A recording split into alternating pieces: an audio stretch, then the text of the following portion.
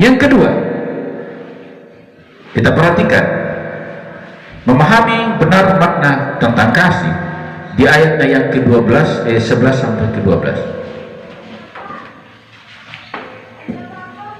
Semuanya itu kukatakan kepadamu supaya sukacitaku ada di dalam kamu dan sukacitamu menjadi penuh. Inilah perintahku, yaitu supaya kamu saling mengasihi seperti aku mengasihi kamu. Nah, saudara-saudaraku yang dikasihi oleh Tuhan, ayatnya yang ke-11 dan 12 ini menegaskan bahwa ketika pantulan kasih Allah yang diekspresikan di dalam kehidupan kita itu dipraktekkan, maka akan hadir suasana sukacita, pemberlakuan teladan kasih Allah yang akan menjadi sebuah kesukacitaan istimewa meski kadang dipandang sebagian orang sebagai suatu hal yang sangat berat dan melelahkan. Nah, itu kembali tadi, memang mengasihi itu tidak mudah, apalagi tetap. Kalau mengasihi kadang-kadang masih bisa, ya kan? Tapi kalau tetap mengasihi itu tidak mudah, tidak gampang. Karena ada istilah mengatakan, maaf saya tidak berkata jemaat, pendeta juga manusia, ya kan?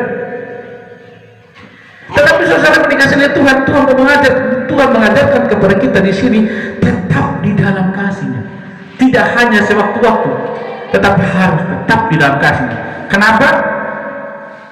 Upahnya adalah jikalau kamu tetap di dalam kasih-Nya, maka sukacita itu akan penuh di dalam kamu. Amin. Adakah di antara kita yang tidak mau mengalami sukacita penuh? Saya sangat yakin dan percaya semuanya mau sukacita penuh. Amin. Amin. Pasti itu. Tapi pertanyaannya adalah, adakah kita sudah tetap di dalam kasih Kristus, mengikuti teladan Yesus Kristus yang tetap taat dan setia di dalam kasih?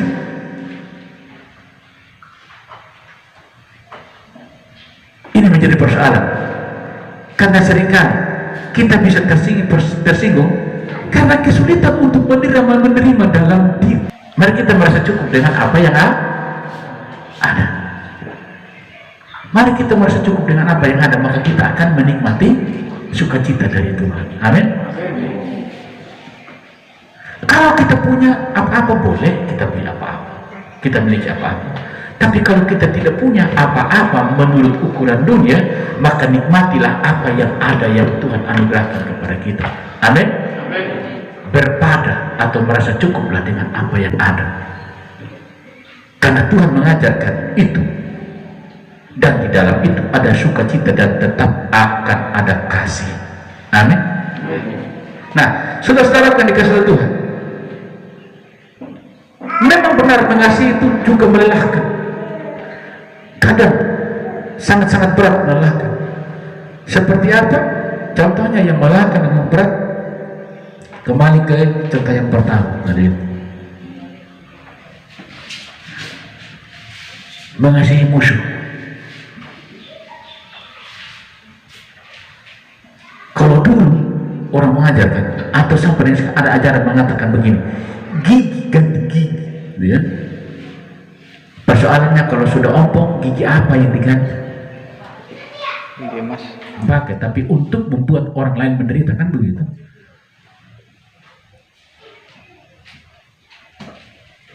Itu ada, seperti hukum rimba. Tetapi Tuhan Yesus mengajarkan kepada kita, kasihilah musuh. Tetaplah dalam kasih, ya kan? Tetaplah dalam kasih. Kasihilah musuhmu dan doakanlah mereka. Malah Tuhan suruh kita memberkati musuh. Aneh kan? Orang maki-maki sama saya, orang caci maki sama saya, dia tuduh saya mencuri padahal saya tidak mencuri.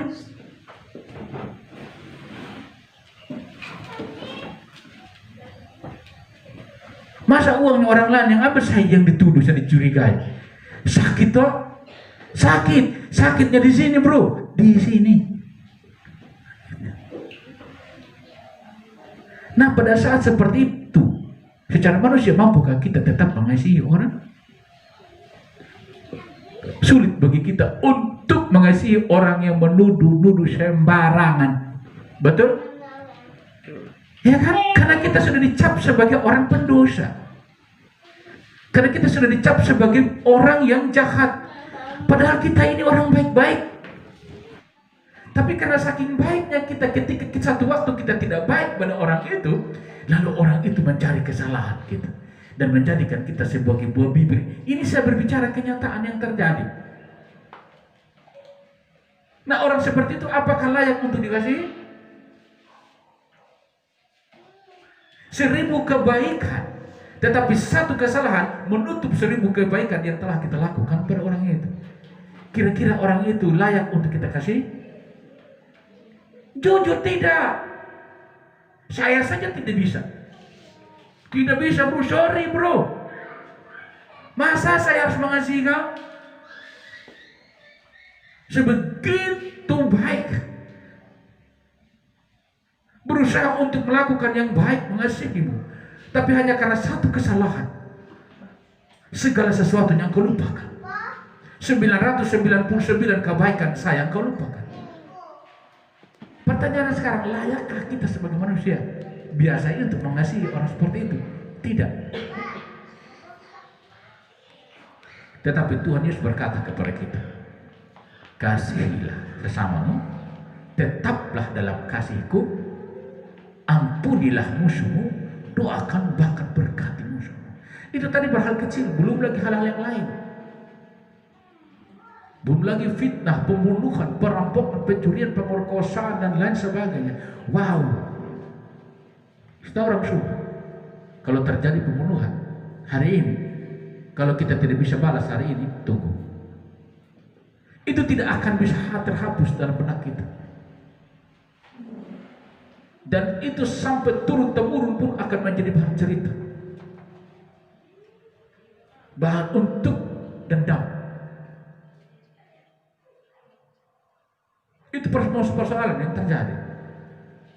Tapi Tuhan mengajarkan kepada kita hari ini, kembali lagi, tetaplah dalam kasih-Ku.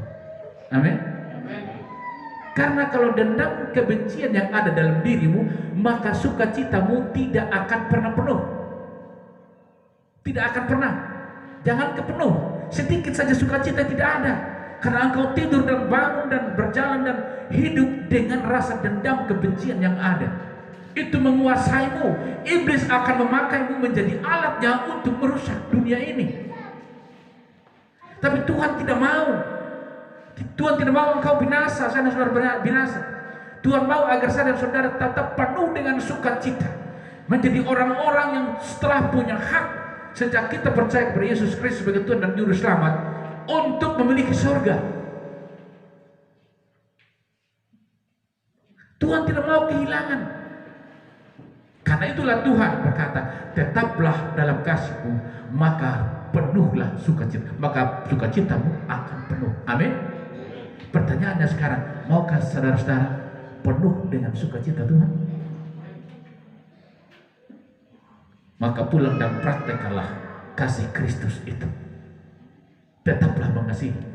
Percayalah bahwa bagi orang-orang yang mengasihi dan tetap mengasihi, upahnya sangat-sangat besar. Sukacitanya sangat-sangat besar. Hidupnya akan menjadi tenang dan penuh dengan kedamaian. Karena dia tidak ada lagi hal yang dipikirkan, musuh yang dipikirkan, kebencian sudah hilang dari dalam dia. Dendam tidak ada lagi dalam dia. Maka hidupnya akan penuh dengan ketenangan dan damai. Dan hanya fokus pada pekerjaan dan pelayanan dan kasihnya kepada Tuhan. Jadi hidup orang yang benar, hidup orang yang dikasihi Tuhan harus tetap mengasihi. Kemudian pada ayat-ayat ke-13 dan 15 tentang makna kasih itu. ayat 13 sampai 15 minta dibacakan. Tidak ada kasih yang lebih besar daripada kasih seorang yang memberikan nyawanya untuk sahabat-sahabatnya. Kamu adalah sahabatku jikalau kamu berbuat apa yang kuperintahkan kepadamu. Aku tidak menyebut kamu lagi hamba, sebab hamba tidak tahu apa yang diperbuat oleh tuannya, tetapi aku menyebut kamu sahabat, karena aku telah memberitahukan kepada kamu segala sesuatu yang telah kudengar dari Bapakku. Amin. Di sini menjelaskan bahwa pemberlakuan teladan kasih yang menjadikan posisi kita ini dia, pemberlakuan teladan kasih menjadikan posisi kita ini ada dalam makna sahabat, ya, bukan seorang hamba lagi. Jadi makna sahabat dan hamba dalam tradisi Yahudi itu sangat jelas. Seorang hamba bagi orang Yahudi adalah orang-orang yang tidak punya hak untuk melakukan apa saja yang dia mau, yang diinginkan. Segala apa yang dia lakukan, segala apa yang dia buat itu atas perintah, atas kehendak raja, atas kehendak tuannya. Dia tidak boleh melakukan apa saja yang dia inginkan selain yang diinginkan oleh tuannya. Jadi sangat-sangat tertindas, tidak merdeka sama sekali, tidak boleh melakukan apa-apa sama sekali, dan ini sangat menyakitkan. Tetapi mana seorang sahabat adalah? Sahabat adalah orang-orang yang dengan inisiatif sendiri, kesadaran sendiri melakukan apa saja untuk menolong, membantu, mendukung sahabatnya, bahkan mau berkorban apa saja demi menguatkan, demi meneguhkan, demi keberlangsungan relasi hubungan baik, keintiman dengan sahabatnya. Itu sahabat. Nah, itulah yang diwujud nyatakan oleh Tuhan Yesus Kristus. Didatang ke dalam dunia ini oleh karena pemberontakan kita dari nenek moyang kita, hanya oleh karena keinginan kita. Lalu jatuhlah kita dalam dosa, kehilangan kemuliaan Allah, kehilangan kekudusan, kehilangan hubungan yang intim dengan Allah, kehilangan kemampuan kuasa untuk melihat Allah, bahkan kehilangan kehidupan kekal. Ini repot. Tapi Tuhan Allah kita, Dia memposisikan diri, yaitu Kristus Yesus. Dia memposisikan diri sebagai sahabat, turun ke dalam dunia ini menjadi manusia, bergaul dengan manusia, berbicara langsung dengan manusia, mengajarkan manusia tentang kasih Allah. Lalu setelah dia mengajarkan manusia, murid-murid secara khusus, bagaimana kasih Allah itu, kurang lebih 3 tahun setengah, dia juga membuktikan bagaimana kasih seorang sahabat itu. Dia rela mati, dia rela memberikan nyawanya untuk sahabat-sahabat yang dikasihinya, yaitu saya dan Bapak Ibu sekalian. Jadi sahabat sejati itu satu-satunya adalah Yesus Kristus. Kesejatian Yesus Kristus adalah bahwa dia sahabat yang mampu memberikan petua-petua, nasihat-nasihat ajaib, lalu dibuktikan dengan mujizat-mujizat. Lalu kemudian juga bukti paling tertinggi kasihnya sebagai sahabat adanya memberikan nyawanya. Jadi saya dan saudara dilepaskan, dibebaskan dari segala hukuman oleh karena dosa-dosa pemberontakan kita, oleh karena sahabat kita. Allah kita yang telah menjadi sahabat kita telah membebaskan kita. Oleh karena itulah saudara dikasihi oleh Tuhan, Yesus berkata, tetaplah dalam kasihku, maka sukacitamu akan penuh. Tetaplah dalam kasihku, maka damai sejahteramu akan penuh.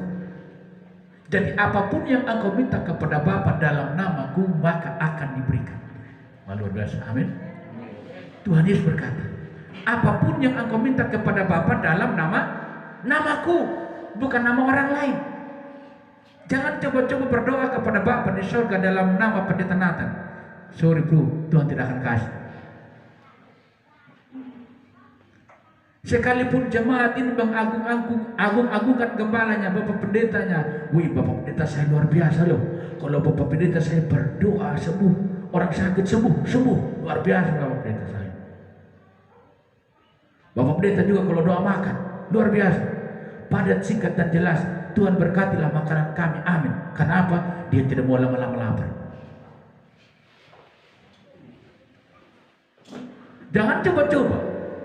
Saya ingatkan sekali lagi, jangan coba-coba berdoa kepada Bapa di surga dalam nama Bapa Gembala kami. Tuhan Yesus tolak, Bapa tolak. Jangan berharap dapat apa-apa. Jangan. Nanti dapat teguran.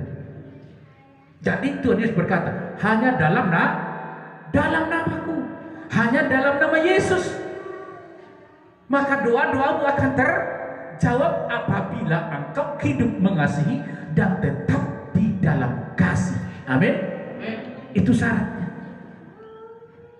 Yang terakhir, belum terakhir betulnya. Ayatnya yang ke-16 mau dibacakan? Bukan kamu yang memilih aku, tetapi akulah yang memilih kamu. Dan aku telah menetapkan kamu supaya kamu pergi dan menghasilkan buah, dan buahmu itu tetap, supaya apa yang kamu minta kepada Bapa dalam namaku diberikannya kepadamu. Amin. Jadi ayat yang ke-16 ini menyadarkan kepada kita bahwa kasih Allah yang dirasakan menjadikan manusia menyadari bahwa ia dipilih bukan memilih, dan pilihan itu menjadikannya menyadari bahwa kehidupannya harus menjadi sarana berkat. Kata sarana berkat, ingat, kata sarana berkat ini menjadi penting agar manusia tetap menyadari bahwa setiap pemberlakuan hal baik itu bukan berasal dari dirinya sendiri secara pribadi, melainkan karena bantuan kekasih kebaikan Allah yang diterima. Amin. Artinya di sini menyadarkan kepada kita bahwa kebaikan yang kita buat, kasih demi kasih yang kita praktekkan, kita lakukan dalam kehidupan ini, sumbang untuk urusan gereja, sumbang untuk urusan pekerjaan Tuhan, sebenarnya itu bukan karena kita sendiri. Kita harus menyadari sendiri, bukan karena kemampuan kita sendiri, bukan karena kesadaran kekuatan bahwa kita sendiri mempunyai kekuatan dan kemampuan untuk melakukan itu. Tidak. Sumbang untuk Bapak Gembala, untuk ulang tahun, contoh kalau ada, tapi saya belum ulang tahun, silakan. Itu sadarlah bahwa sebenarnya bukan karena kita sendiri. Demikian juga kalau Bapak Gembala membuat satu sumbangan untuk pembangunan gereja, kita sama-sama nyumbang, bukan karena kita sendiri, tetapi itu adalah pantulan dari kasih Allah. Kasih Allah yang telah lebih dahulu menyatakan kasihnya kepada kita melalui Tuhan Yesus Kristus. Wujud nyata paling tinggi adalah mati di kayu salib. Itu kasih yang tidak bisa dijangkau oleh siapapun. Satu-satunya kasih yang tidak bisa dijangkau manusia, pengorbanan Yesus Kristus di atas dunia untuk semua orang yang mau percaya dan mau mengasihi dan mau tetap di dalam kasih-Nya. Nah, kasih itulah yang menjadi pantulan bagi kita semua agar kita mengasihi orang lain, mengasihi sesama kita, dan tetap di dalam kasih itu. Karena dengan demikian maka kita akan sukacita kita akan menjadi penuh, maka hidup kita akan terus diberkati. Ingatlah, tetaplah rendah hati. Apapun yang kau lakukan, kebaikan apapun yang kau lakukan, Tetaplah rendah hati. Tetaplah menyadari penuh bahwa ini bukan dari dirimu sendiri, melainkan dari pantulan kasih Allah. Amin. Yang paling terakhir, ayat yang ke-17.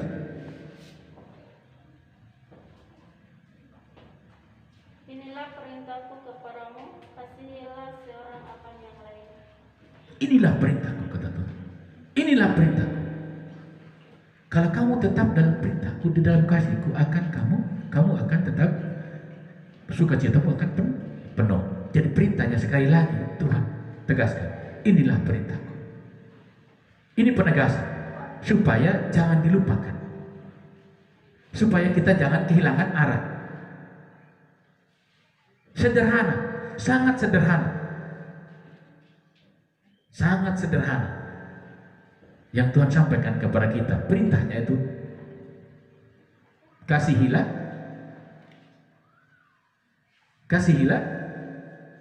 sesama manusia. Sesamamu. Sampai di sini bisa dimengerti? Amin. Sampai di sini bisa diterima? Amin. Maka terpujilah Tuhan. Kembalilah dan lebih bersemangat lagi untuk melakukan kasih. Saya sangat percaya, saya sangat yakin bahwa jemaat ini, jemaat GPPI El Shaddai ini sudah banyak melakukan kasih. Sudah banyak juga yang tetap di dalam kasih. Tetap melalui firman Tuhan ini saya mengajak kita semua, mari kita terus mengasihi. Amin. Mari kita terus tetap hidup di dalam kasih, agar kita terus dipenuhi dengan sukacita Tuhan yang melampaui segala akal, yang tidak bisa dibandingkan dengan apapun. Kelihatannya ini cerita seperti hayalan, karena kita tidak melihat sukacita itu, karena kita tidak melihat Allah yang berbicara. Tapi belajarlah untuk percaya, dan lebih lagi percaya. Lakukan saja apa yang diperintahkan oleh Tuhan. Lakukan saja dengan semangat. Lakukanlah saja dengan semangat kesukarelaan, keikhlasan. Percayalah. Tetaplah percaya dan teruslah percaya.